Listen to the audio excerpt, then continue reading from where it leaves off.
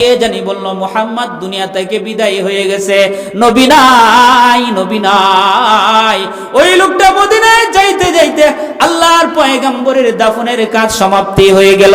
ওই লোকটা নবীজির রওজার পাশে গিয়ে কান্দে আর বলে, পয়গম্বর গো, বহু দূর থেকে এসেছিলাম আপনার নামের এই মুজিজা আজীব ঘটনা নিয়ে, আপনার হাতে মুসলমান হওয়ার জন্য, কিন্তু পাইলাম না।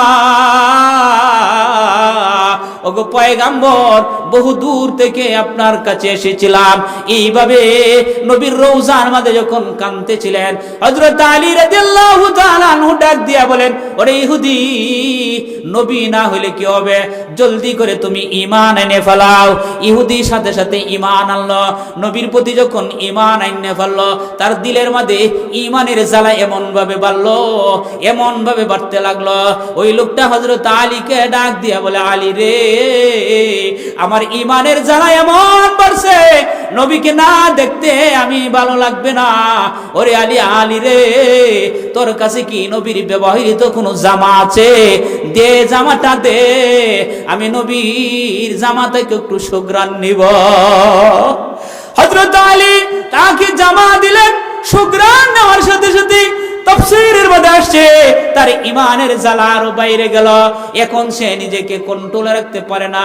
সে ডাক দিয়ে বলে, পল্লা, বহু দূর থেকে তোমার বন্ধুর সাথে সাক্ষাৎ করতে আসলাম, তোমার বন্ধুর জামার ঘ্রাণ নিলাম, কিন্তু আমার ঈমান এমন বাড়ছে, যতক্ষণ পর্যন্ত তোমার বন্ধুর সাথে মুলাকাত না করব, যতক্ষণ পর্যন্ত তোমার বন্ধুর সাথে সাক্ষাৎ না করব, ততক্ষণ পর্যন্ত আমার হৃদয়ের জ্বালা মিটবে না। ওগো আল্লাহ, তোমার কাছে দরখাস্ত করি, তোমার বন্ধুর সাথে মুলাকাত হওয়ার জন্য এই মুহূর্তে আমাকে মৃত্যু দান করো। সেই লোকটা মারা গেল পয়গম্বরের সাথে মুলাকাত করার জন্য। এই জন্য ঈমান, যখন কোনো মানুষ ঈমান থাকে তো তার ঈমান বাড়তে থাকে।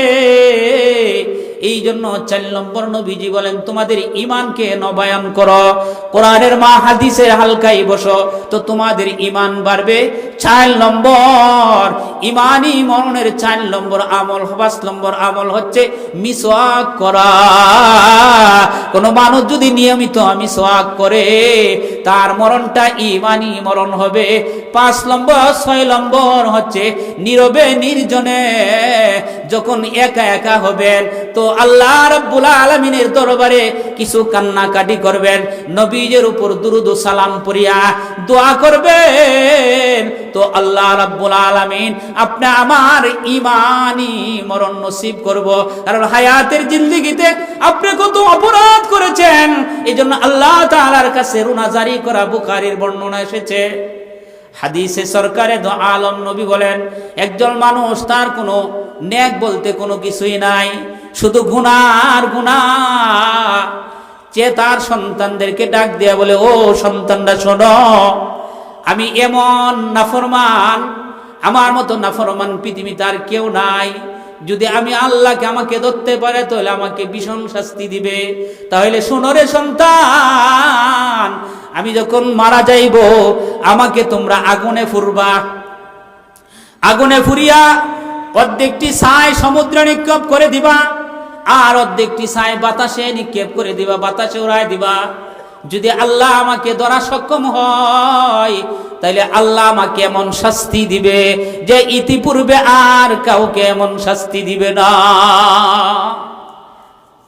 হাদিসে সরকারে দো আলম নবী বলেন, নসিহত অনুযায়ী সন্তানরা বাবার এই নসিহত অনুযায়ী যখন মৃত্যুবরণ করে ফেলছে, এমন অবস্থা সন্তানরা তাকে আগুনে ফুরিয়ে ফেলল। আগুনে ফুরিয়া অর্ধেক ছাই বাতাসে উড়ে দিল, আর একদিন ছাই সমুদ্রে নিক্ষেপ করে দিল। আল্লাহর রাসূল সাল্লাল্লাহু আলাইহি ওয়াসাল্লাম বাতাসকে ডাক দিয়ে বলে, ও বাতাস, ছাইগুলো একত্রিত করো। সমুদ্রকে আল্লাহ তাআলা নির্দেশ দিল, ও সমুদ্র, তোমরা ছাইগুলো একত্রিত করো। সমুদ্র ছাইগুলো একত্রিত করলো। একত্রিত করার পর আল্লাহ যখন তাকে জীবিত করলো, এইভাবে ডাকতেছে। আল্লাহ বলে, ও বান্দা, তুমি কেন নিজের উপর জুলুম করলা, এমনটা কেন তুমি করলা? লোকটা ডাক দিয়া বলে, ওগো আল্লাহ, তোমার ভয়ে আমি এই কাজটা করেছি। আনতা আলামু, হে আল্লাহ, তুমি তো আমার হৃদয়ের খবর জানো। ও সত্যি আমি তোমার ভয়ে এই কাজটা করেছি। পয়গম্বর সরকারে দু আলম নবী বলেন, এই লোকটা যখন ওই কথা বললো, আল্লাহর পক্ষ থেকে ঘোষণা আসলো, কাদা গাফার আলাহু, আল্লাহ তাআলা তার জিন্দেগীর গুনাহ মাফ করে দিল। এই জন্য নিজের জন্য যে অপরাধ করেছি, সেই অপরাধের জন্য অনুতপ্ত হইয়া মালিকের কাছে কিছু কান্নাকাটি করা, নীরবে নির্জনে আল্লাহ তাআলার কাছে কিছু কাদা, ওই কাদাটা আমার জন্য দিল পরিষ্কার এবং ঈমানি মরণের একটা সুলক্ষণ।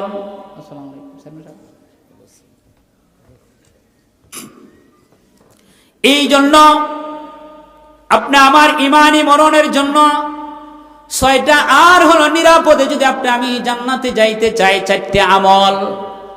আল্লাহর রাসূল সাল্লাল্লাহু আলাইহি ওয়াসাল্লাম, আল্লাহর পয়গম্বর সরকারে দু আলম নবী বলেন, তুমি যদি মরণের পর নিরাপদে জান্নাতে যাইতে চাও, তাহলে 4টে আমল তুমি করো। 1 নম্বর হচ্ছে আফসুস সালাম, বেশি বেশি করে সালাম দাও। পরিচিত অপরিচিত যে আছে না কেন তুমি সালাম বিনিময় করো। রাসূল বলেন 2 নম্বর হলো তুমি দরিদ্রকে আহরণ করাও, দরিদ্রকে খাবার খাওয়াও, তাহলে তুমি নিরাপদে জান্নাতে যাইতে পারবা। 3 নম্বর সরকারে দু আলম নবী বলেন, আত্মীয়তার সম্পর্ক তোমরা বজায় রাখবা। আল্লাহর রাসূল বলেন 4 নম্বর নবীজি বলেন, মানুষ যখন ঘুমিয়ে যায় তো আল্লাহর কদমে রাত্রে সেজদায় লুটিয়ে পড়ো। রাসূল বলেন ওই 4 আমল যদি তুমি করতে পারো, তাহলে তাদখুলুল জান্নাতা বিসালাম, তো নিরাপদে জান্নাতে প্রবেশ করবা। এই জন্য সালাম দেওয়া, আপনি আমার আদি পিতা হযরত ইব্রাহিম খলিলুল্লাহ, যাকে আল্লাহ তাআলা খলিলুল্লাহ উপাধি দিয়েছিল, 3টে গুণের কারণে আল্লাহ তাআলা তাকে খলিলুল্লাহ উপাধি দিয়েছিল।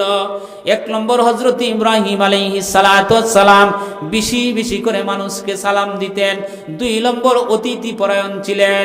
ইতিহাসের মধ্যে সর্বপ্রথম যিনি অতিথি পরায়ণ ছিলেন তিনি হলেন হযরত ইব্রাহিম খলিলুল্লাহ।